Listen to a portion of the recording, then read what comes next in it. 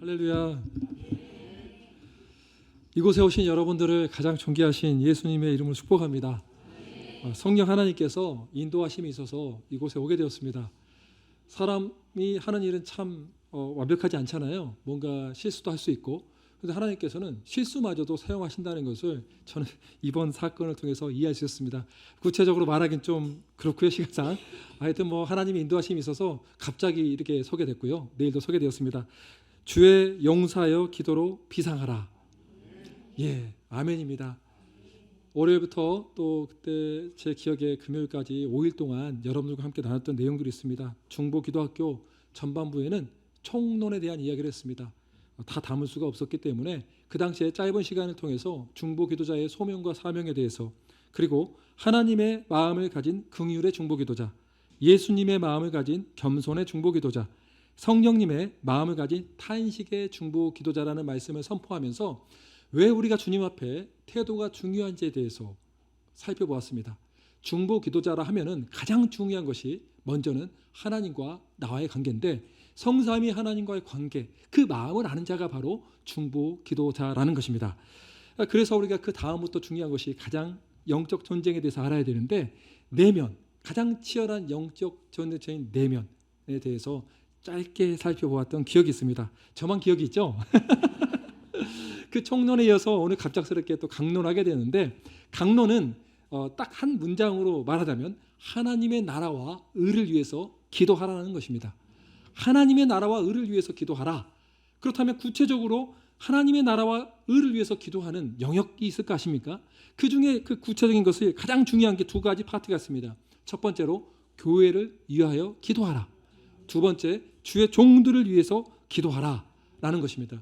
저는 오늘과 내일 여러분들과 함께 이 두 가지 주제를 나눌까 합니다. 교회를 위하여 기도하라, 주의 종들을 위하여 기도하라.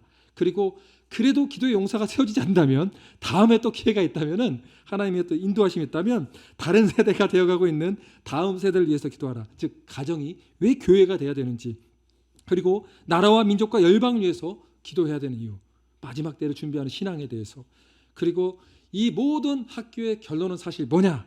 이 성막의 예배자가 되는 것인데, 이거는 중보 기도자를 넘어 일상의 예배자가 되라. 그래서 이 구약 시대에 말했던 성막을 기초로 해서 일상을 우리가 성막의 예배자로 어떻게 살 수 있는가라는 것들까지 마치면 중보 기도학교가 마치게 되는데, 제가 오늘 처음에 알게 된 사실은 여러분의 담임 목사가 또 이 오경에 대해서 아주 뛰어난 분이라는 것을 오늘서 또 알게 되었습니다. 늘 새로워요. 그래서 주님이 그러므로 이 강론은 두 가지 파트만 해도 충분하다는 생각을 하게 되었습니다. 그래서 먼저 오늘 교회를 위해서 기도하라, 또 내일 주의 종들을 위해서 기도하라, 가장 중요한 파트인데 여러분 좀 무거운 주제이기도 합니다. 이거는 좀 무거운 주제가 될 수밖에 없어요. 그래서 오늘 내용을 대해서 이야기할 때 먼저 짧게 오늘 목차에 대해서 이야기하자면, 시대 인식에 대해서 오늘 우리가 어떤 시대에 살고 있는지 시대에 대해서 좀 나눠보고요. 왜 이 시대를 인식한 다음에 교회가 답인가? 교회만이 답이다. 그런데 오늘날의 교회는 어떤 교회의 모습으로 되어 있을까라고 했을 때, 지금 주님께서 주신 마음은 라오디게아 교회같이 변질된 우리 현대 교회의 모습들을 주님께서 보여주셨는데요. 왜 그런가를 진단하고, 그렇다면 우리는 이런 라오디게아 같은 교회를 위해서 어떻게, 무엇을 구체적으로 기도해야 될까? 5가지 권면의 말씀을 통해서 그 구체적인 5가지 영적 원리를 우리가 배우고 적용하며 나누며 중보기도 팀 가운데 교회를 위해서 기도할 때 이 5가지 원리를 위해서 꼭 붙들고 기도하는 중보기도가 되기를 예수님의 이름으로 축복합니다. 아멘.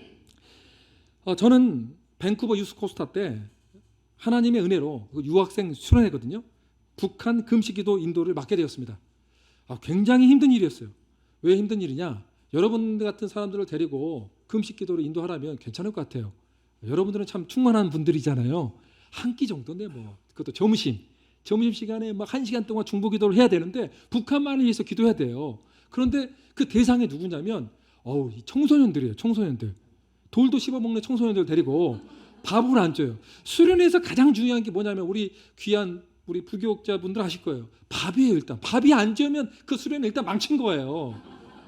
진짜 밥이 좋아야 일단 반은 먹고 살아요. 그쵸? 우리 그 목사님도 그렇죠? 다 동의하시잖아요. 맞다고. 여러분들 그거 아셔야 돼요. 청소년 수련회 보는데 밥을 지원하지 않는다? 이거는 이미 망한 거예요. 주머니 털어야 되는 거예요. 그런데 그러기도 힘든데 금식을 하라고 하니 왜 그 어려운 것을 저한테만 맡기냐 이거예요. 그래서 제가 그 금식기도 인도를 위해서 먼저 3일 동안 제가 금식기도를 했어요. 먼저 3일 동안 금식기도하면서 하나님께 기도하고 매일 2시간 이상씩 한 달 동안 하나님께 엎드려 기도했었습니다. 그러던 중에 하나님께서 제게 감동 주기를 너는 북한을 위해서 먼저 기도하지 말고 이 땅에 있는 자들 위해서 금식하며 기도하라는 감동을 주셨습니다. 저는 이 메시지를 받았을 때 이해할 수가 없었습니다. 제가 이해할 수 없던 이유는 캐나다와 미국, 대한민국보다 북한의 상황이 훨씬 더 심각하게 보였기 때문입니다. 도저히 이해할 수 없는 저에게 하나님께서는 그 당시 밴쿠버의 어둠의 모습들을 여러 가지 사건들을 통해서 가르쳐 주셨습니다. 저는 이 대한민국과 북한이 아니고 대한민국과 캐나다, 미국에 지배하고 있는 5가지 영이 있는데 이거에 대해서 먼저 좀 나눠볼까 합니다. 첫째로 하나님께서 제게 보여주신 것은 거짓된 영이었습니다. 이민사회에서 가장 중요한 이슈는 뭘까요? 바로 비자와 영주권입니다. 비자와 영주권이 있어야 그 나라에 합법적으로 체류할 수 있기 때문입니다. 비자 목적에 따라 공부하거나 일할 수 있기 때문이죠. 안타까운 것은 비자와 영주권을 위해서 거짓 신고와 불법을 저지르는 이가 적지 않다는 것입니다. 슬프게도 예수님을 믿는 크리스찬들도 이런 일들에 대해서 결코 자유롭지 못했습니다. 크리스찬 사장님 또 종업원 사이에서도요 비밀 거래를 합니다. 사장님은 영주권을 무기로 종업원에게 내가 영주권 줄 테니까 이면 계약을 해서 월급은 300만 원 받게끔 거짓으로 계약하고 세금은 네가 내고 실제 월급은 150만 받아라. 그리고 일은 아침 7시부터 밤 7시까지 12시간 일해라. 또는 14시간 일해라. 그리고 주일 쉬는 날 없다. 합법적으로는 그게 불법이죠. 그렇게 일할 수가 없어요. 그러나 영주권과 비자를 위해서라면 그렇게 일을 할 수밖에 없어요. 저는 이 모습을 봤을 때 참 마음이 무너졌습니다. 현대판 노예가 따로 없구나. 저는 제 제자에게 이랬습니다. 너 이렇게 일하려면 나가버려. 비자와 영주권이 너의 정말 이것이 목적이 된다면 너는 예수 그리스도의 이름을 땅바닥에 떨쳐버린 사람이야. 우리는 살아도 주를 위해 살고 죽어도 주를 위해 사는 것인데 비자와 영주권 때문에 예수님의 이름이 나 때문에 떨어진다면 이건 창피한 일이야. 오늘날 많은 사람들이 자기의 비자와 영주권처럼 내가 끊임없이 소유하고 싶은 그 소유욕 때문에 예수님의 이름을 버려버린 사람들이 너무나 많다는 거예요. 이 근본의 뿌리를 살펴보면 거짓된 영이 우리를 지배하고 있기 때문입니다. 그렇다면 사람들이 이렇게 말해요. 사장님만 잘못된 거 아닙니까? 고용주만 잘못된 거고 피고용주는 너무 불쌍합니다. 그렇지 않아요. 둘 다 탐심에 빠졌기 때문이에요. 둘 다 거짓말하고 있잖아요. 그들에게는 우상이 자기의 어떤 일의 성취였잖아요. 불법을 저지를지라도 그걸 따는 것. 서류상으로는 영주권을 신청할 최소 금액을 주는 것처럼 거짓 신고를 하는 모습들. 이런 노예 제도를 보면서 전 참 마음이 아팠습니다. 요즘 또 대한민국도 마찬가지입니다. 2022년도, 2023년도 베스트셀러 중에 하나인 세이노의 가르침. 그 요즘에 X세대, 40대 분들은 아주 유명한 책이라고 20년 전부터 알고 있을 건데 그 책을 딱 보니까 슬픈 장면들이 하나 있었어요. 뭐였냐면 이분이 1000억대 자산가인데 제일 자기가 싫어했던 거래처는 누구냐면 크리스찬들이었다는 것입니다. 개신교인이나 천주교인. 왜냐하면 너무 거짓말을 잘한다는 거예요. 신실하지도 않고 거짓말을 잘한다는 거예요. 그런 돈을 벌어서 하나님께 영광을 올려드린다고 하는데 하나님께 영광이 되겠습니까? 하나님이 돈이 없는 분입니까? 그렇지 않다라는 거예요. 제일 거짓말을 많이 하고 거래하기 힘든 사람이 교회 장로님들이고 또 교회 중직자들이라면 우리가 창피해서 어떻게 살겠습니까? 예수님의 이름이 땅바닥에 떨어지는데, 그렇죠? 그런데 바이샘 교회는 제가 참 여기는 수준 있는 교회라고 저는 믿습니다. 이 교회는 정말 살아있더라고요. 제가 그래서 기뻐요. 올 때마다 여기에 와서 나도 좀 깨어나고 살아나면 좋겠다. 또 좋은 것을 받아서 또 영향을 끼치면 좋겠다. 오늘 찬양 인도하셨던 자매처럼 그래 나도 초심으로 돌아가서 다시 한번 예수님께 재결단하는 시간을 좀 가지면 좋겠다. 이게 우리의 모습이 되어야 되지 않을까요? 한국 사회든 미국이든 또 우리도 요즘 오늘날 이주자들이 얼마나 많이 있습니까? 불법 체류자를 고용하면서 일하는 모습들, 이 모든 것들은 사실 거짓된 영이 지배하고 있기 때문입니다. 한국에 와서 슬픈 소리 중에 하나가 거짓말 안 하면 살 수 없습니다라는 말 들었을 때 화가 났어요. 왜 살 수 없습니까? 하나님이 우리 인생의 책임자라면 정직하면 살 수 있습니다. 속지 마십시오. 두 번째로 지배하는 영이 있습니다. 바로 음란의 영입니다. 매년 8월 달에 다운타운 밴쿠버에서는 세계적인 게이 퍼레이드가 있습니다. 심지어 그 거리 이름이 데비 거리라는 곳인데 거기는 게이 문화 거리로 유명합니다. 그 거리에는 무지개 깃발이 보이고 많은 가게 입구에는 무지개 스티커가 붙어 있습니다.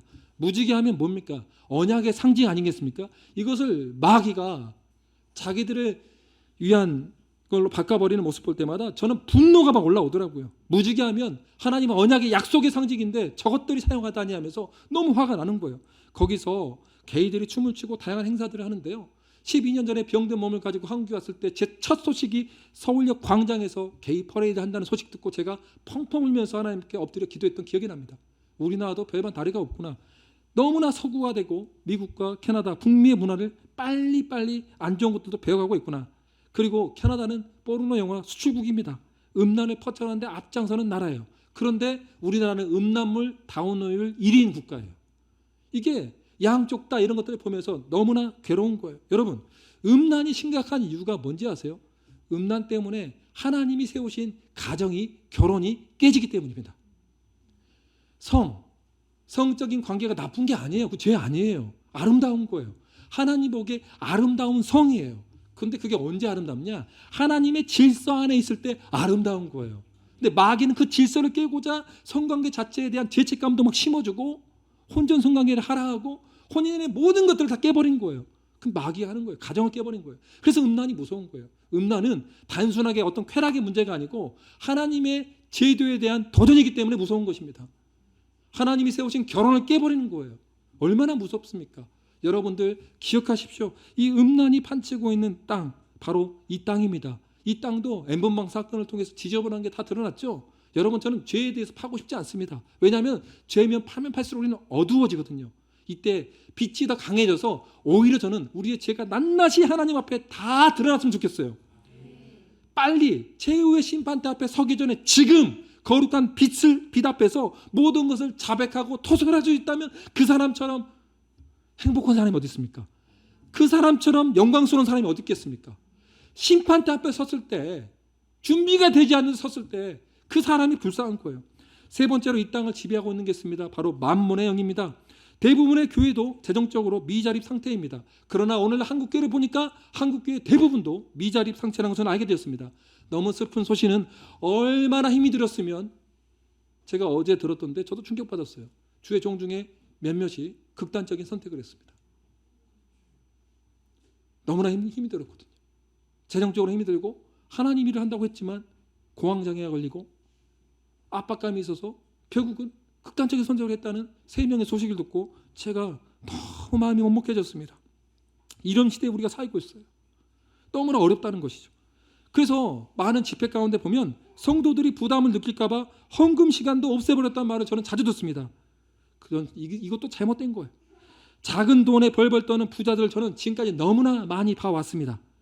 선교 여행을 위한 모금 운동할 때에는 빈병이나 깡통을 수거하면서 무엇인가 큰 일을 한 것처럼 힘을 주어 말하지만 부끄럽게도 자기 자녀의 과외비, 개인 자가용과 집을 위해서는 거의 상상할 수 없는 돈을 지출합니다. 그러면서 빈병과 깡통을 내면서 선교 헌금을 했다. 너무 괴롭습니다. 자기 자식 새끼들한테는 1년에 1억씩 학비를 대면서 하나님 앞에서는 헌금할지도 모르는 그런 사람한테 뭘 가르쳐야 될까요? 오늘날의 교회는 이걸 가르쳐야 됩니다. 너 진짜 하나님 사랑하냐? 너의 가진 모든 것이 하나님으로 온 것인가? 그런데 이 만몬의 영이 사로잡히다 보니까 다 파괴돼 버린 거예요. 자기 소유인 거예요. 얼마 전에 영상을 보니까요, 유명 유튜버가 어떤 통계를 보면서 평가를 해주는데 개탄할 일이 또 발표됩니다. 선진국 17개 나라를 대상으로 해서 가치관 1위에 대해 수사를 했는데요. 14개 국가는 대부분 다 뭐라 했냐면 가족이 최고 1순위였습니다. 가족이 제일 중요합니다. 그런데 2개 나라, 3개 나라는 그게 아니었어요. 한 개 나라는 가족과 돈이 같았고 한 나라는 전쟁의 위기 가운데 있기 때문에 사회 시스템이 그만큼 중요하다고 대답을 했어요. 그럴 만한 사연이 있었죠. 유일하게 돈이 1위라고 한 나라가 우리나라입니다. 우리나라는 모든 가치관의 1순위가 돈입니다. 돈에 미쳐 있습니다. 자기개발서 한 8권 정도만 읽어요. 8권 아니 3권만 읽어보십시오. 제가 요즘 유행하는 서적들 한 3권 정도를 몸이 나아지니까 책을 읽기 시작하면서 쭉 읽어봤어요. 한 8권을 10권 읽어봤는데 다 똑같아요. 다 부자가 되어라. 돈을 우상으로 삼아버린 시대가 되었구나. 여러분, 성경은 뭐라고 아십니까? 돈을 사랑하는 것은 악의 뿌리라고 말합니다. 디모데전서 6장 9절로 10절은 또 이렇게 강력하게 말합니다.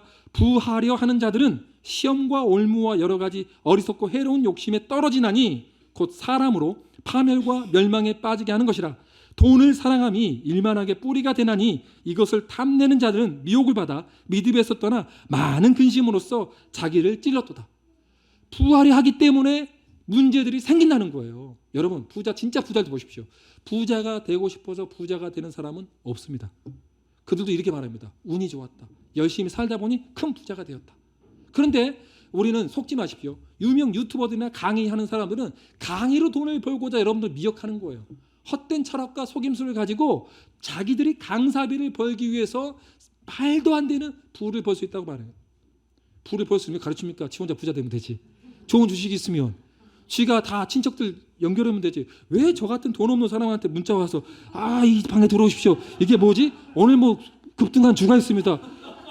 뻑 끄고. 저희 어머니 같은 돈 없는 저한테 전화해갖고 재산이 얼마 있습니까? 500점 안 된대요. 뭐 이렇게 말하고 있는데 돈이 별로 없네. 끊었어요. 보이스피싱이. 근데 다시 또 전화 왔어요. 그 500만 원이라도 혹시 이렇게 붙이면 될 것 같습니다라고. 저한테 연락 왔길래 그 사기꾼 새끼입니다 하고 제가 어머니 끊어버리세요라고. 아니 그 노인네 마지막 자산과 같은 500만 원 안 되는 돈까지 털어가려고 하는 이 세상. 돈이면 다달하기 때문에 윤리도 없는 거 아닙니까? 토독도 없고 사랑도 없는 것입니다. 여러분 눈을 뜨고 잘 살펴보십시오. 부도 하나님의 은사예요. 부도 은사예요. 여러분 어떤 사람들 보면은 하나님이 그냥 부를 주는 사람들이 있어요. 그 은사인 거예요. 그 사람들 자랑하면 안 돼요. 내가 이렇게 돈을 벌었으니까 나를 따르라. 이거 사악한 인간들이에요. 호도하는 인간들이에요. 하나님 분명히 그걸 치리하실 거예요. 하나님 심판대 앞에서 너 사람들 미혹했구나. 그 가진 것을 가지고 베풀고 나누고 내가 어려운 자를 도우려 했는데 너는 지금 뭘 가르치는 거야? 왜 사람들 비하하는 거야? 사람마다 달란트가 다르고 은사가 다른데 뭐 너가 얼마나 잘났기에 그 돈을 가지고 이렇게 나를 따르라 하고 있어. 이거는 하나님 보시기에 심판받을 사람입니다. 여러분 속지 마십시오. 오직 여러분의 인생의 주인은 예수님밖에 없습니다. 이 부분에 대해서 또 괜히 또 흥분이 많이 되는데요. 요즘 화가 많이 나서 그렇습니다. 나한테도 주식하라 했기 때문에 화가 나요. 네 번째로요. 거짓된 평안을 일으키며 악한 길로 우리를 일으키는 게 뭐가 있냐면 중독형입니다. 이건 가짜 평안이죠. 술과 마약, 담배, 온라인 게임에 빠져있는 수많은 청소년과 청년들이 죄가 죄인 줄도 모르고 살아갑니다. 지옥으로 떨어가는 수많은 어린 영혼들이 있는 곳이 바로 저는 이 땅임을 보게 됩니다. 게임과 마약 그리고 우상에 미쳐가는 다음 세대. 게임 자체가 나쁜 것은 아니겠지만 게임이 없으면 못 산다는 것은 이미 그것이 우상이 돼버린 것입니다. 중독에 빠진 것이죠. 그들은 영적인 공허함을 썩어질 걸로 계속 채워갑니다. 중독은 잠시 동안은 평안을 주는 것 같지만 결국은 그 끝은 뭐죠? 내 영혼의 모든 감각을 마귀시켜버리고 죽음으로 이르게 합니다. 우리 몸이 아프다라는 그 고통을 못 느낀 순간이 오면 그건 끝난 것입니다. 아픈 것은 느낄 수 있다는 것은 주님이 나를 부르는 유일한 소리이기 때문입니다. 너 내게 돌아와야지. 회개해야지. 너 아프지? 공허하지? 내게 와야지. 이게 주님의 음성이라는 것을 여러분 꼭 믿으시기 바랍니다. 중독은 어원이 뭐냐면은 여러분 에딕션이라는 영어 단어를 쓰는데 에딕티오라는 라틴어부터 왔어요. 그 라틴어의 뜻이 뭐뭐 할당하다, 헌신하다는 의미예요. 중독도 헌신입니다. 그것에 대한 헌신인 거예요. 사실 우리는 무엇을 위해서 창조되고 어떤 분을 헌신하고 위해서 우리는 태어났습니까? 바로 주님 아닙니까? 삼위일체 하나님 위해서 헌신하기로 작정된 사람도 아닙니까? 그것이 반대로 가다 보니까 중독에 빠진 거예요. 그렇다면 중독에 빠진 사람들이 중독의 영에서 자유케 되면 어떻게 될까요? 주님께 올인하는 인생이 됩니다. 그래서 우리가 중독에 빠진 자들에 대해서 우리가 실망할 필요가 없이 계속 기도해야 되는 이유가 여기에 있는 거예요. 주님은 아무도 버리지 않았어요. 근데 왜 우리가 포기합니까? 비록 그런 중독에 빠져 있을지라도 주님은 오늘 찬양처럼 내게 돌아오라고 하신 분이에요. 그렇기 때문에 우리 시대적 상황 우리가 인식하고 있어야 되는 줄 믿습니다. 중독에 빠진 사람이 김영하 목사님 말씀에 의하면 900만 명이라고 합니다. 우리 대한민국 사회에 900만 명. 얼마나 많습니까? 이것을 위해서 우리가 기도해야 돼. 중독은요 한 번에 빠지지 않아요. 거룩한 습관이 필요한데 이 중독을 깰 수 있는 것은 단 한 군데밖에 없어요. 저는 대놓고 말합니다. 교회가 답입니다. 왜 그런지에 대해서는 나중에 설명하고요. 또 그 부분에 대해서 궁금하신 분이 있다면 좋은 책들도 많이 있습니다. 김영한 목사님 쓰신 책을 참고해 주시기 바랍니다. 다섯 번째로 이 땅을 지배하고 있는 영이 있습니다. 분열의 영입니다. 교회는 하나됨을 위하여 함께 기도하고 하나됨을 행하여야 하는 곳이 바로 교회입니다. 그런데 오히려 사탄의 미혹에 넘어져서 얼마나 많은 교회가 갈라지고 있는지 모릅니다. 분열의 원인은 진리 때문이 아닌 교만 때문입니다. 안타까운 것은 북미 지역의 교회 안에서나 밖에서나 교회가 무너졌기 때문에 이혼율도 가정이 무너지는 거예요. 가정의 이혼율이 50%였어요. 그런데 한국 땅에 와보니까 우리 한국 땅의 이혼율도 50%를 넘어갑니다. 제가 부부학교 강사로서 또 프리페어 인니치 혼인 상담사인데요. 이런 커플 상담사로서 활동해 보니까 거기에 나온 자료를 보면요. 초혼에 실패한 사람이 재혼을 하면 더 실패할 확률이 또 올라갑니다. 그래서 이혼율이 50%였던 것이 75%까지 급등합니다. 이 말은 뭐냐? 첫 만난 그 왼수하고 잘 사는 것이 일단 맞다. 그리고 하나님은 무조건 답을 주신다. 대신 이제 그 사람이 폭력을 행사해서 나를 죽음의 이기로 몰아가든가 뭐 여러 가지 또 불륜이 전렸거나 그럴 때는 뭐 이혼의 사유가 될 수는 있겠지만 그럼에도 불구하고 여러분 예수 믿는 사람이라면 이 분열행이 임하지 않도록 항상 대적하고 싸워야 되는 줄 믿습니다. 저는 이러한 어두운 현실을 알게 되었을지라도 북한이 더 불쌍하다고 생각했습니다. 그러나 하나님의 인도하심으로 북한 선교사님이 음성 파일로 저장한 북한 지하교회 성도들의 기도 소리를 저는 입수하게 되었습니다. 그리고 그 성사님께 받았던 것을 몰래 들었는데 제가 펑펑 울 수밖에 없었습니다. 무덤 속에서 기도하는 그들은 예상과는 달리 먹을 것, 입을 것, 마실 것들을 구하지 않았습니다. 대신에 하나님의 나라가 북한 땅에 임하게 해달라며 마음속 깊은 곳에서 나온 탄식함으로 작은 신음소리만 내며 눈물로 기도하는 소리를 들었습니다. 소리 내면 걸리잖아요. 걸리면 처형되거나 아니면 평생 감옥에 살아야 되잖아요. 그걸 제가 흉내낼 수가 없어요. 입을 틀어막고 기도한 것 같아요. 하면서 그 간절한 탄식하는 소리, 성령의 탄식하는 소리. 그런데 이분들이 북한 땅에 하나님의 나라가 이만큼 기도한 것뿐만 아니라 심지어 무너져가는 우리 대한민국을 위해서 기도하고 있었다는 것입니다. 타락한 대한민국 교회를 위해서 기도하는 것을 제가 보면서 얼마나 많이 울었는지 모릅니다. 하나님께서는 하나님만으로 만족하는 북한 성도님들을 너무 사랑하신다는 것을 저는 비로소 깨닫게 되었습니다. 이래서 우리가 아직 통일이 되지 않았구나. 우리가 준비가 안 된 부분들이 있구나. 우리도 주님만으로 만족하고 우리 주님의 심령을 구하는 사람, 정말 주님의 통치를 받고 싶고 주님의 충만함을 경험하고 싶다는 그 외치는 사람이 있지 않는 한 통일은 계속 유보될 수밖에 없겠구나. 통일은 어떤 통일이 돼야 될까요? 평화 통일 제일 중요하지만 제일 중요한 게 복음 통일 아니겠습니까? 하늘과 땅을 하나로 되게 하는 한국의 크리스찬들과 북한의 크리스찬들이 하나가 됐을 때 얼마나 영광스러운 역사가 일어나겠습니까? 우리가 준비돼야 되는 줄 믿습니다. 영적인 눈이 띄면은 우리가 불쌍한 사람의 것을 알게 될 거예요. 그래서 하나님께서는 이 사실을 알고서야 대한민국을 위해서 더욱 기도하라는 감동을 제게 주셨습니다. 하나님은 북한 지하교회 성도들을 걱정하기보다 북미 땅과 대한민국에 있는 자들을 정말 불쌍히 여기시고 계셨습니다. 하나님만으로 만족하지 못하는 이곳이 정말 불쌍한 곳임을 저는 여러 가지 사실을 통해서 알려주셨습니다. 가장 충격적인 사실 중에 하나는요. 제가 12년 전, 15년 전에 벌써 한 15년 됐을 겁니다. 14년 전에 생명윤리 수업을 듣게 되었는데요. 기독교 윤리 시간에 보았던 그 낙태 영상을 통해서 저는 낙태의 잔인함을 알 수 있었고 무엇보다도 대한민국과 북미주의 낙태 통계는 제게 큰 충격을 가져다 줬습니다. 북한에서는 1994년부터 2000년도 사이에 대기근 동안 300만 명의 우리 동포들이 굶어 죽었습니다. 그 유출한 자료를 보면 인터넷에 있을 거예요. 자료 보면 끔찍해요. 두만강 위에 떠 있는 시체 덩어리들이 전부 다 우리 동포들이었어요. 먹을 게 없어서 굶어 죽은 것처럼 비참한 게 없어요. 300만 명이 굶어 죽었어요. 그런데 그 기간 동안 대한민국에서는 900만 명의 아이들이 낙태돼 죽었습니다. 북한의 굶어 죽은 인구의 3배가 빛도 보지 못하고 우리의 쾌락 때문에 다 죽었어요. 실질적인 세계 선교 주도국가인 대한민국에서 북한 인구보다 더 많은 아이들이 지금까지 낙태되었습니다. 미국과 캐나다에서도 매일 하루 3,000명 이상이 낙태되고 있고 1년으로 치면 100만 명의 아이들이 죽어가고 있습니다. 세계 선교 1위 2위 국가의 이면심 이런 모습입니다. 왜 이런 모습들이 이럴까요? 저는 이 사실을 알고 절규할 힘도 없어서 쓰러졌습니다. 하나님 앞에 2주 동안 금식하면서 제가 영혼이 좀 미쳐버린 것 같았어요. 어떻게 기도해야 할지도 모르겠고 마음이 먹먹해졌어요. 근데 하나님께서는요, 그런 저에게 요한계시록 3장에 나와 있는 오늘 우리가 봤던 라오디게아 교회를 향한 메시지를 통해서 제게 소망을 주셨습니다. 북미주와 대한민국 교회들에게 주님은 이렇게 말씀하고 계세요. 너는 부자라서 부유하여 부족한 것이 없다고 말하지만 너희 자신이 비참하고 불쌍하고 가난하고 눈멀고 벌거벗은 사실을 모르고 있다. 이제 열어야지. 제가 이 비통한 현실을 지금 5가지 영에 대해서 비교해서 지금 여러분들에게 보여주지 않았습니까? 뭘 더 말해야겠습니까? 말하지 않더라도 우리가 얼마나 비참한 현실에 있는지를 이미 통계가 또 이미 자료가 우리의 상황과 환경이 다 말해주고 있지 않습니까? 근데 우리 주님은요 이렇게 말씀하십니다. 이런 교회에 향해서도 우리 주님은 너무 신실하셔서 저는 이 14절 첫 번째 말씀을 보고 눈물을 흘렸습니다.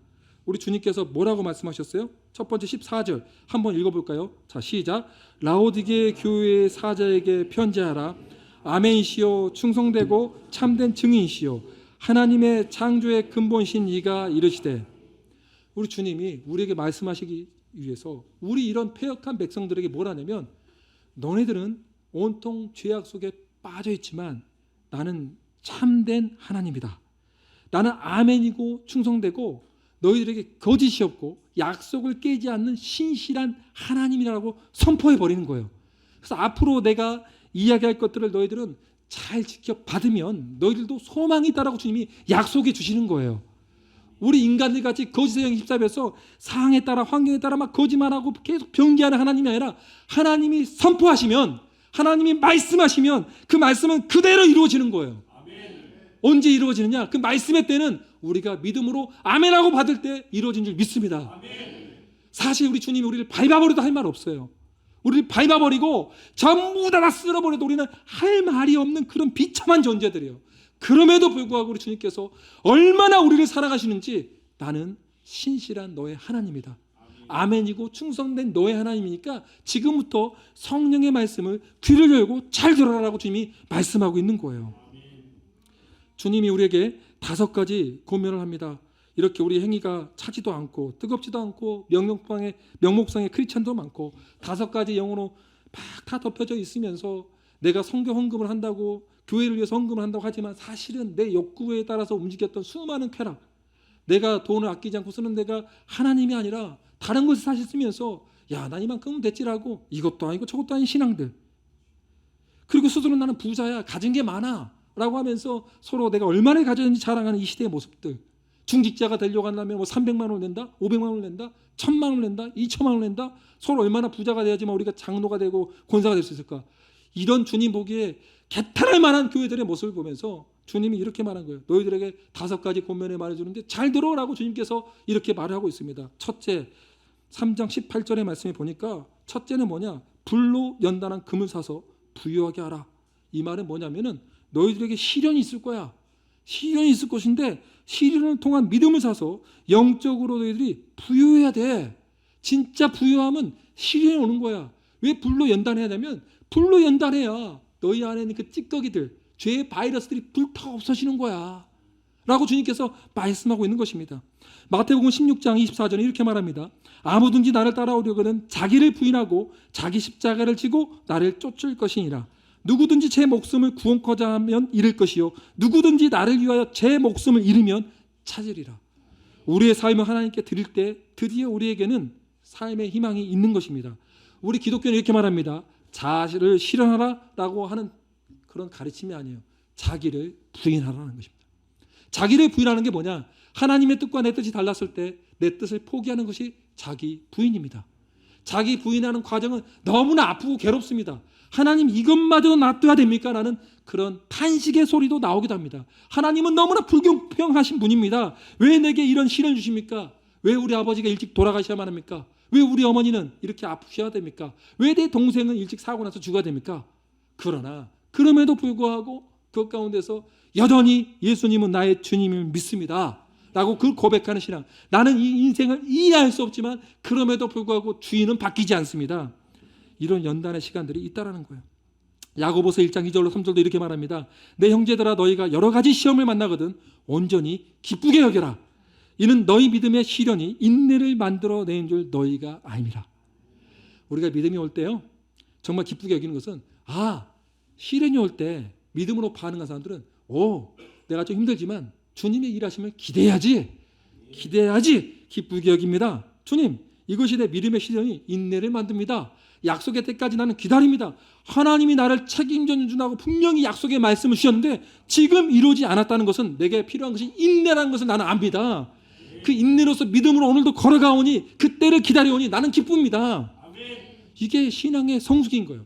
올해 우리 바이샘교회 신앙 표어가 뭐예요? 성숙의 해 아닙니까? 성숙의 해. 성숙의 해는 인내하는 사람만이 얻을 수 있는 거예요. 인내하는 것은 굉장히 힘들고 아픕니다. 때로는. 그러나 우리의 심령은 즐거워합니다. 왜요? 이 괴로움이 여기서 끝날 것이 아니니까.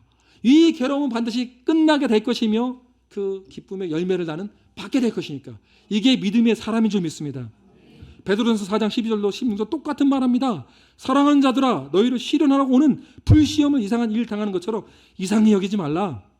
오직 너희가 그리스도의 고난에 참여하는 것으로 즐거워하라. 이는 그의 영광을 나타내실 때 너희로 즐거워하고 기뻐하게 하려 함이라. 고통이라는 것은 죄 때문에 받는 고통이 있습니다. 그렇죠? 내가 죄 지어서 받는 고통이 있어요. 그러나 두 번째로 내가 예수님을 닮아가기 위한 고통이 있습니다. 이것이 이제 두 번째 단계인데요. 이게 광야의 고통이죠. 주님을 닮아가는 고통, 내 뜻 세속적인 사고방식들을 버리는 고통들. 고통이지만 사실 큰 축복이죠. 최고의 고통이 뭔지 압니까? 그리스도의 남은 고난에 자발적으로 들어가는 것입니다. 예수님이 12제자처럼 자발적으로 하나님의 은혜가 너무 크신 것을 알기 때문에 영광의 십자가를 지고 베드로는 거꾸로 뒤집어서 십자가형을 당하게 죽고 사도 바울은 마지막에 참수당해서 죽었다는 썰이 있고 12제자 다 죽었잖아요. 딱 한 분 빼놓고 사도형 빼놓고 그의 역할이 있었기 때문에. 왜 그렇게 할 수 있었을까요?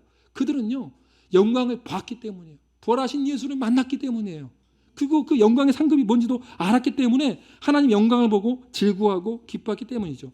베드로전서 1장 6절로 7절은 더 나아가서 이렇게 말합니다. 그러므로 너희가 이제 여러 가지 시험을 위하여 잠깐 근심하게 되지 않을 수 없었으나 오히려 크게 기뻐하였도다. 신앙인은 참 이상하죠. 근심도 와요. 고민도 돼요. 사도 바울 같은 사람도 신앙의 사람이었잖아요. 고린도 지역에서 얼마나 심히 떨었는지 아십니까? 두렵고 떨었대요. 무서웠대요. 우리가 생각했던 그 능력의 사도 바울도 고린도에서 복음 전할 때는 무서워서 심히 떨었다고 나와요. 성령의 사역자도. 그 연약한 인간의 모습이에요. 그러나 우리 그런 연약한 인간을 통해서도 우리에게 뭘 주시죠? 믿음으로 달려갈 때 그 고난 가운데 고난을 이겨내는 더 큰 기쁨을 주신다는 거예요. 고통이 아니에요. 여러분들 분립개척을 앞두고 있죠? 고통스러운 일이에요. 살과 살이 일단 찢어지는 거잖아요. 세포가 분열되는 거잖아요. 이 시간 보면 아파요. 왜 우리가 이거 아픈 가운데 가야 돼? 할 수 있겠지만 하나님의 비전의 말씀을 붙들고 나간다면 와, 우리 교회의 지경이 확장되는 거구나. 하나님 나라를 볼 수 있는 눈을 열어주신 거구나.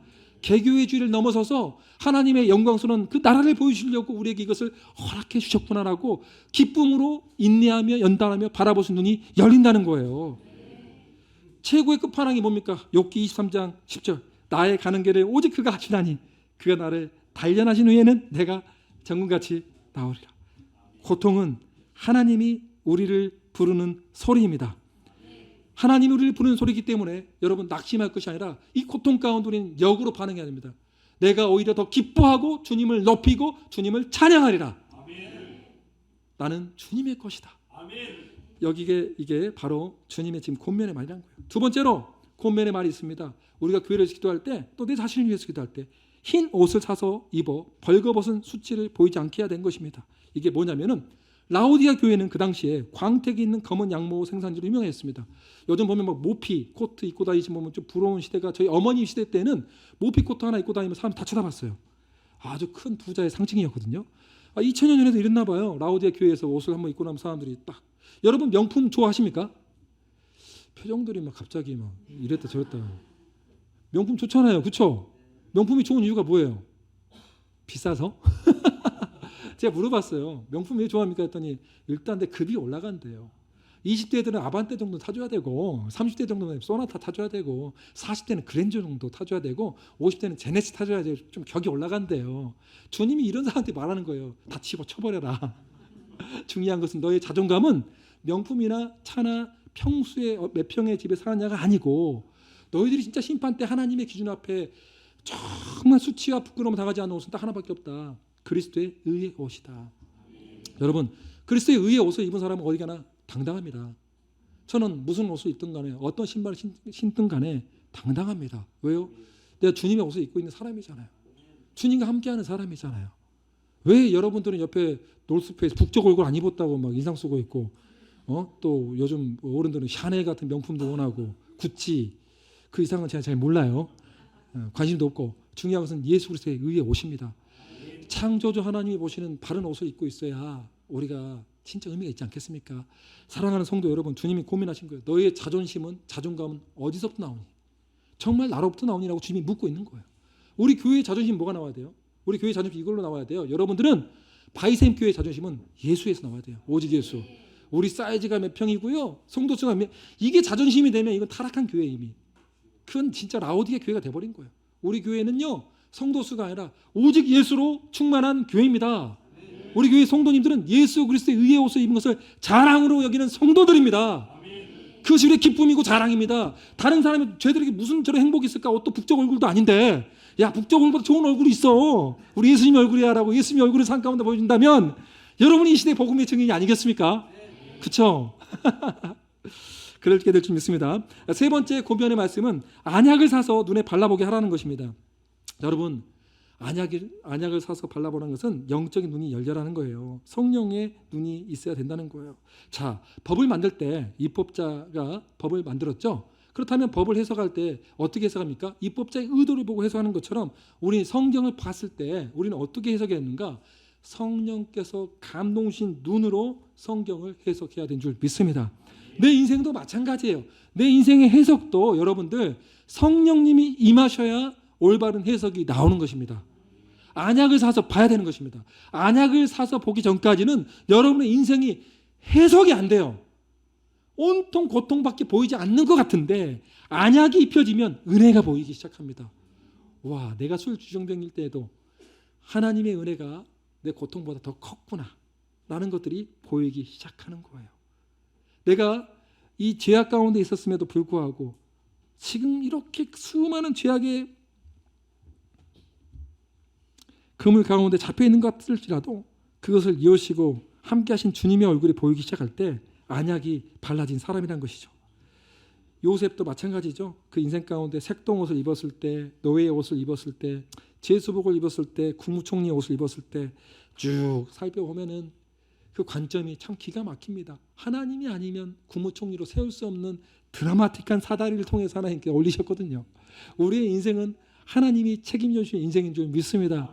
그렇다면 해석이 안 될 때는 어떻게 해야 되는가? 하나님을 신뢰하십시오. 풀릴 때까지는 기다리십시오. 그리고 그 전에 열렸던 그 은혜를 볼 수 있다고 하나님께 기도한다면 여러분들이 올려주게 될 것입니다. 제가 2년 전에 장례식을 집회했는데 너무나 젊은 분이 돌아가셨는데요. 그분이 돌아가시기 전에 모든 사람들에게 이런 찬양을 보내고 돌아가셨습니다. 바로 은혜라는 찬양입니다. 은혜라는 찬양을 싹 보냈는데 무슨 일이 있어 다 물어봤대요. 그래서 제가 장례식을 인도하면서 이 찬양을 부르는데 사람들이 참 많이 우는 거예요. 이 말기암 환자가 죽기 전에 은혜라는 찬양을 보내면서 뭘 느꼈냐면, 야, 자기 인생을 허무하다. 내가 나이 50에 이렇게 죽다니. 우리 자녀도 셋이나 있는데 어떻게. 이걸 한 게 아니라 그 암 환자가 죽기 전에 이걸 보내면서 생각해봤던 모든 것들이 하나님의 은혜였다는 것을 보게 된 거예요. 돌아가시기 전에 제가 이상하게 기도하는데 그분을 중보하는데 그분이 보는 모습이 제가 보이는 것 같았어요. 마치. 그래서 지금 누구누구 집사님 빛이 보이시죠? 그 빛 가운데 지금 걸어가시면 됩니다. 뒤돌아보지 마세요. 두려워 떨지 마세요. 맞아요. 여긴 걱정하지 마세요. 하나님이 사모님과 세 자녀 책임져 줍니다. 놓고 걸어가세요. 이제는 노세요 라고 했더니 그때는 정신이 없는 상태였어요. 아예 없고 마지막 임종의 순간이었는데 그 기도를 받고 숨이 끊어지고 끝났다는 거예요. 저는 이 사건들을 보면서 우리가 하나님의 은혜가 임하는 사람, 영적인 눈, 안약이 발라진 사람들은 모든 것들이 아름답게 해석이 되어집니다. 왜요? 하나님이 우리에게 드디어 아름다운 볼 수 있는 눈과 귀를 열어주셨기 때문이죠. 네 번째로 하나님께서 권면합니다. 무릇 내가 사랑하는 자를 책망하여 징계해야 한다고 합니다. 여러분, 교회 가운데 책망과 징계가 없다면 큰 문제입니다. 책망과 징계가 있는 교회가 진짜 교회인 것입니다. 진짜 여러분들이 주님을 사랑하시고 또 하나님을 사랑한다면 책망을 받을 때 낙심하지 마십시오. 히브리서 12장 5절로 8절 이렇게 말합니다. 또 아들들에게 고난한 것 같이 너희에게 고면하신 말씀을 잊었도다. 일러스되 내 아들아 주의 징계하심을 경히 여기지 말며 그에게 꾸지람을 받을 때 낙심하지 말라. 우리 주님이 얼마나 우리 사랑하시면 그럴까요? 우리를 징계하신데도 우리가 낙심해서 또 주님 떠나갈까 봐 그냥 그 사랑의 마음으로 그런 거예요. 내가 너 징계하는데 야 낙심하지 마. 내가 너 사랑해서 그런 거야 라고 주님이 말하고 있어요. 저는 이 주님의 마음을 제 아들 사건을 통해서 알게 되었어요. 제 아들이 5살 때 고열로 경기를 일으키면서 정신을 잃어버렸어요. 영어도 안 돼버리더라고요. 자식이 호흡도 막 끊어지는 것 같고 정신도 없고 하니까 막 흔드는데 세마 하는데 막 전화를 하는데요. 나이는 저는 영어도 안 돼요.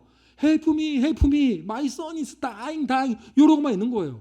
다 옆에서 보다 못한 제 동료 선교사님이 전화 바꿔서 주소도 알려주고 막 하더라고요. 그래서 이제 911 타고 병원에 갔는데 갑자기 저희 아들 의식이 없는데 이제 입을 딱 벌리면서 간호사, 이 등치 큰 간호사가 주사기로 뭘 입에다 넣어버려요. 근데 아들이 그때 정신이 잠깐 돌아왔어요. 놀라서 막 다 뱉은 거예요. 다 뱉어버리니까 이 간호사가 갑자기 제 사랑스러운 아들을 거꾸로 뒤집더니 와, 뭐 온순이 다 이렇게 딱 침대에다 막 해놓고 온순이도 아닌데 그리고 나서 이만한 약을 엉덩이에다가 넣어놓고 빵빵 그 어마어마한 큰 손으로 그냥 복숭아 같은데 아이의 아름다운 엉덩이를 막 때려 패는데 마음이 무너지고 막 손바닥 정이 나면서 그리고 다리를 또 꽈배기처럼 또 까버려요. 그래서 저한테 뭐냐면 너 데디 이거 잡고 있어. 지금 어떤 상황이냐? 이 약이 튀어나오면 열이 안 떨어지고 어떻게 될지 몰라. 위험한 상황이야. 죽을 수도 있어. 그 말 들으니까 멘붕이 오는데 잡고 있으면서 제 아들이 저를 보면서 이제 어떨까요? 다행이다 했겠죠. 아빠 이제 놔주라고 막 울면서 저도 울었어요. 못 나. 쌤아 참고 있어. 쌤이가 어떻게 참어? 아빠 막 그러는데 데디 그러는데 나도 울고 아들도 울었어요. 왜? 약이 튀어나오면 안 되니까. 아들아 좀만 참으면 너 살아. 이게 아빠의 마음이에요. 애가 싫어서 놔준 게 아니에요. 찾고 있는 게 아니에요. 살리려고 잠깐 우리를 답답하게 딱 묶어놓은 거예요. 주님께서. 광야에서 가장 마음 아프신 분 사실 우리 주님이세요. 여러분이 혹시 낙심할까? 여러분이 나를 떠난다고 하지 않을까? 또 배도한다면 어떡하지? 아닌데 이 징계는 너희를 살리고자 함인데 어떡하지? 여러분 하나님은요 항상 여러분들을 사랑하십니다. 여러분이 돌아오기 원합니다. 그래서 여러분들 징계를 주신대요. 징계의 목적은 회복에 있습니다. 징계가 없고 정말 사탕 말림하는 그런 거짓 메시지를 전한 사람이 있다면 하나님이 심판하실 것입니다. 사람의 인기가 아니라 하나님이 정말 원하신다는 말씀을 받았을 때에는 싫은 말도 할 줄 알아야 됩니다. 그게 하나님을 경외하는 사람이고 하나님이 붙여준 동역자들을 사랑하는 사람이기 때문입니다. 마지막으로 5번째, 그러므로 내가 열심을 내라 회개하라. 5번째 보면은 회개하라는 거예요. 열심을 내라는 거예요. 요즘 보면은 죄에 대해서 하나님 저한테 상담 받을 때 많은 사람들이 죄를 이기기 힘들어요 막 그러는데 제가 보기에 이런 말씀이에요. 열심을 내본 적이 있습니까? 하면 없어요. 그러면서 죄를 즐겨요. 죄를 싸우는데 피 흘리기까지 싸워본 사람들이 없어요. 기도와 간구의 대가도 치르지도 않아요. 여러분 죄는요 끔찍한 거예요. 여러분들도 피 흘리기까지 싸워야 되는 거예요. 생살이 뜯어가는 그런 기분, 찢어져가는 그런 느낌, 그 고통스러운 것들을 가지고 싸워가야 되는 거예요. 회개란 게 뭐예요? 돌이키는 거잖아요. 마음을 돌이킨 거예요. 하나님에 대해서, 예수님에 대해서, 죄에 대해서 하나님의 옳다 하심에 비추어서 어떻게 살아가는가를 돌아보면서 회개하는 것이 진정한 하나님을 만난 회개인 거예요. 우리 다른 사람의 윤리 도덕 기준이 아니라 우리 주님이 말씀하신 법대로 내가 살아왔는가, 이걸 보면서 해야 되는데 많은 사람들은 양심의 가책으로 괴로워하는 사람이 자기의 잘못이라는 걸 깨닫고 나는 회개했어 라고 생각하는데 그건 회개 아니에요. 그건 회개 아니에요. 양심의 가책 때문에 뭐 울고 눈물 흘리고 회개 아니에요. 회개는 하나님께 돌아서는 거예요. 회개는 두 종류가 있습니다. 율법적인 회개와 복음적인 회개가 있는데 여기서는 복음적인 회개를 말하는 거예요. 율법적인 회개는 요즘 좀 문제가 되신 분이 좀 했는데 구원과 하나님의 계계라는 책에 보니 율법적인 회개는 이렇게 말해요. 자신의 죄에 대한 하나님의 진노와 형벌에 대한 두려움 때문에 죄에 대하여 일시적으로 갖게 되는 후회나 가책을 율법적인 회개라고 합니다. 지은 죄에 대해서 형벌받음으로써 손해보게 될 자신에 대한 이기적인 집착인 거예요. 그것도 지옥 떨어지기 싫으니까. 이게 율법적인 회개라는 거예요. 이건 우리가 알고 있는 회개가 아니라는 거예요. 진짜 회개는 뭐냐? 복음적인 회개는 그리스도를 통하여 나타난 하나님의 사랑 때문에 죄를 미워하고 돌이키는 것을 복음적인 회개라는 것입니다. 제가 커플 상담을 많이 한다고 했죠. 두 커플 이야기가 있어요. 복음적인 회개를 했던 사람과 율법적인 회개를 했던 사람인데 이 커플들이 특이하게 자매들이 둘 다 혼전에 다른 이성과 성관계를 했어요. 그리고 커플 상담을 받고 제 앞에서 이제 여러 가지 것들을 나누고 지도에 가는데 숙제를 내줬죠. 숙제를 내줬는데 무슨 숙제냐면 너희들 혹시 둘 하나님 안에서 한 몸이 되기 전에 혹시 몸을 더럽힌 게 있다면은 하나님께 먼저 회개하고 두 번째로 이제 결혼할 거라면 그 사람한테 회개를 해라. 이렇게 말을 했어요. 이 말을 하는 순간 제가 상담했던 거의 수십 커플 이상 100여 커플에 가까운 사람들은 다 얼굴이 굳습니다. 그 말은 뭐냐? 다 혼전에 성관계했다는 거예요. 그런데 이렇게 숙제를 내줬더니 나한테는 대답할 필요 없고 각자 알아서 해결해라. 해결했니라고 이제 왔는데 한 커플은 뭐라고 하냐면 저는 도저히 선교사님 용서할 수가 없습니다. 그 자매를. 그리고 자꾸 생각이 듭니다. 제가 이렇게 말했어요. 왜 생각을 하니? 예수님 너를 용서하고 너 정말 그 자매 사랑하니? 사랑한다면은 너가 그렇게 뭐 떨어져도 파혼해도 괜찮은데 예수님 너를 용서해 준 것처럼 그 자매를 용서해 주거나 그러면 좋을 것 같은데 내가 그걸 강요할 수는 없다. 자기는 안 된대요. 분노가 난대요. 좋다. 그러면 너는 이 사건에 대해서 어디 가서도 누설하지 마라. 만약 누설하면 하나님이 너를 심판하실 것이다. 그 자매는 너를 너무 사랑했기 때문에 자기의 치부까지도 드러내서 하나님을 경외하자 너를 사랑하고 그리고 두 마음이 있었기 때문에 그 경외하는 마음이 있었기 때문에 자기의 치부까지 드러낸 귀한 자매다. 그러니 너가 그거에 대해서 상심한 것에 대해서 너의 마음도 공감하지만 또 그거에 대해서 함부로 너가 다른 데서 발설한다면 너는 하나님께서 그 죄에 대해서 물을 것이다. 라고 제가 말을 했어요. 또 다른 커플은 이렇게 반응합니다. 한 커플이 그 자매가 무릎 꿇고 형제한테 빌었대요. 내가 진짜 그 남자랑 결혼하는 줄 알고 속아서 그렇게 몸도 주고 잠을 잤는데 그 남자가 결국 자기 폭력을 행사했고 결국 합치지 못해서 우린 헤어졌어요. 그래서 이제 당신 나 너무 사랑하게 되는데 나 어쩌면 좋냐고 하면서 펑펑 하면서 얼마나 수치스럽겠습니까? 내가 사랑하고 결혼할 사람인데 그 사람 앞에서 나의 치부를 드러내고 가장 수치로운 것들을 드러낸다 할 때 얼마나 창피하고 부끄럽겠습니까? 엉엉 울었겠죠. 근데 그 형제를 사랑하는 것은 진심이었으니까. 근데 그 형제가 뭐라고 하냐면 같이 무릎을 꿇었대요. 무릎을 꿇고 펑펑 울더래요. 엉엉 울더래요. 목 놓아 울더래요. 그러면서 끌어 안아줬대요. 끌어 안아주면서 내가 그래도 너를 사랑한다. 자매 너를 진짜 내가 너를 사랑한다. 너가 이렇게 흠이 있고 점 있는 거 내가 아는데 그래도 네 모습 그대로 내가 너를 사랑한다. 얼마나 힘들었니 나한테 이런 고백하려고. 얼마나 힘들었니? 얼마나 아프겠니? 앞으로 이와 같은 것만 너 안 하면 돼. 그것만 약속해줘. 그러니까 이 자매가 어떻게 했어요? 세상을 다 얻은 기분이겠죠. 사랑하는 사람한테 용서를 받았으니까.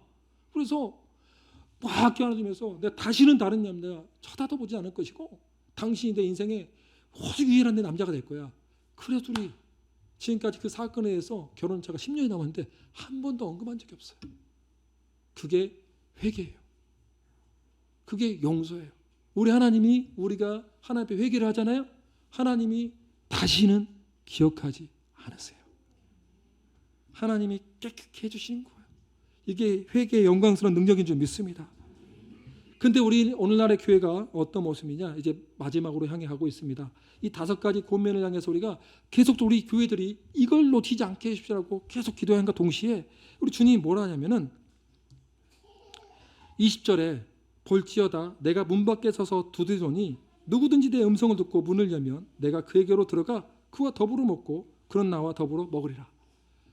제가 어느 청소년 집회 가서 이야기한 적이 있습니다. 앞에 앉는 자매한테 야 박보검이라는 형제가 있는데 너를 사랑한대. 어떨 것 같아? 했더니 입이 귀에 걸려서 막 너무 행복해 하더라고요. 야 지금 우리 상황이 그런 상황이 아니야. 너 너무 빠지지 마. 이거는 상황극이야 상황극. 너 너무 그냥 몰입한다. 너무 좋아요. 선교사님 그런 거예요. 그래서 그래? 근데 좀 미안한데 갑자기 박보검이가 너 다른 여자 또 데리고 와서 이렇게 말한다. 네가 첫 번째고 이 여자는 두 번째로 사랑한대. 또 이 자매 얼굴이 잠깐 약간 좀 이상해져요. 왜? 아니 다시 한번 들어봐. 네가 그래도 첫 번째로 사랑한 너가 1순위로 최고 사랑하는 1순위고 두 번째 데리고 온 자매는 두 번째래. 좀 그런데요? 그래, 내가 한 번만 더 물어볼게.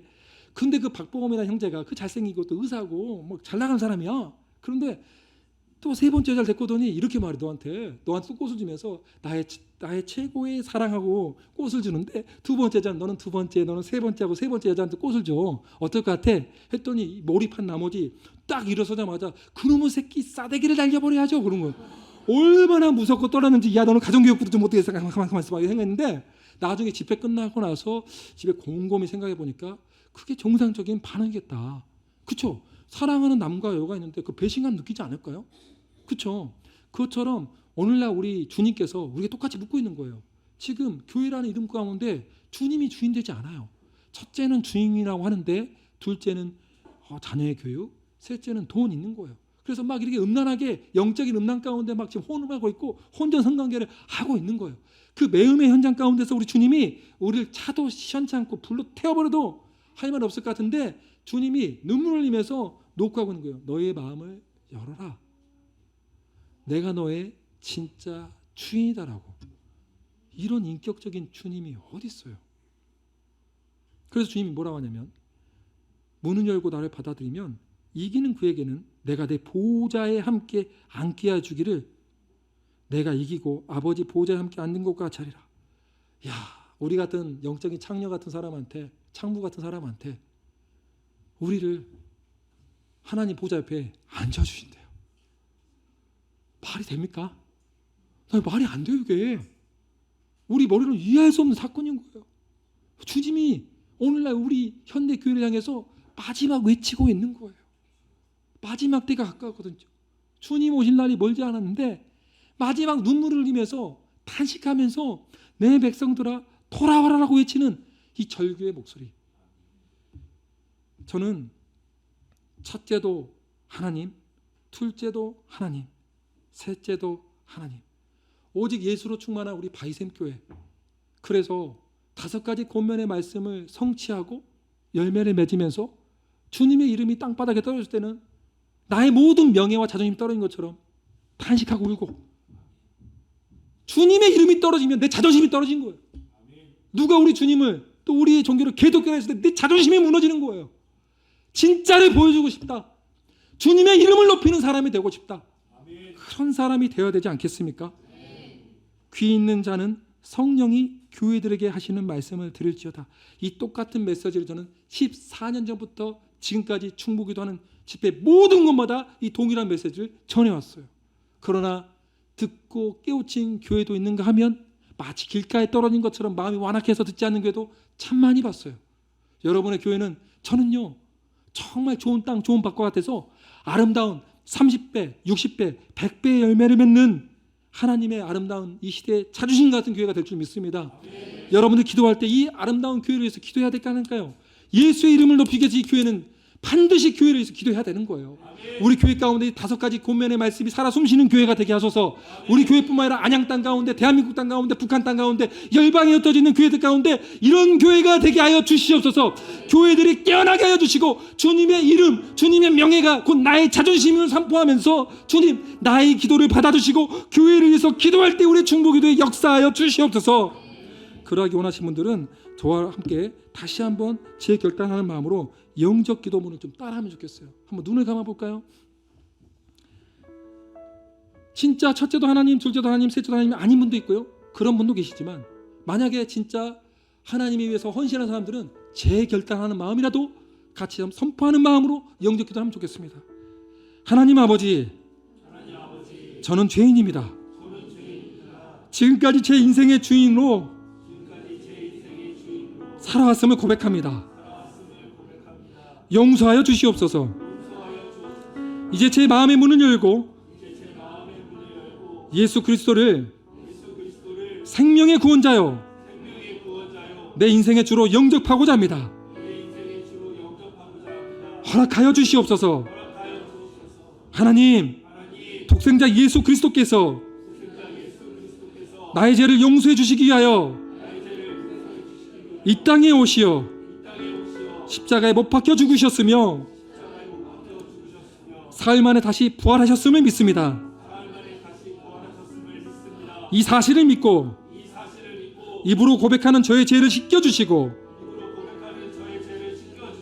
영원한 생명의 주심을 이 시간 진심으로 믿고 감사드립니다. 또한 지금 이 순간 하나님께서는 제 아버지가 되셨습니다. 그리고 예수 그리스도는 저의 영원한 구원자가 되셨습니다. 이 모든 은총을 허락하신 하나님 아버지께 감사드립니다. 진리의 말씀과 하나님의 영으로 저를 늘 인도하여 주옵소서. 그 인도하심에 오직 순종하겠습니다. 저의 남은 삶을 온전히 주님께 드립니다. 저를 주의 종으로 사용하여 주시옵소서. 이 모든 말씀 우리 주 예수 그리스도의 이름으로 기도드립니다. 아멘. 우리 자신도 교회고요. 우리 바이샘 교회도 교회입니다. 교회에 일어나 찬양을 할 때 정말 하나님 나도 깨워주시고요. 우리 바이샘 교회 사랑하는 성도님도 함께 깨워주시고요. 무너져가는 안양 땅 가운데 예수 그리스도의 몸된 교회, 하나님 피로 사신 교회도 일어나게 하여 주옵소서. 우리의 중보기도의 역사를 보는 정말 역사를 체험할 수 있는 간증의 주인공들이 되게 하여 주옵소서. 자, 교회에 일어나 찬양 올려드리겠습니다.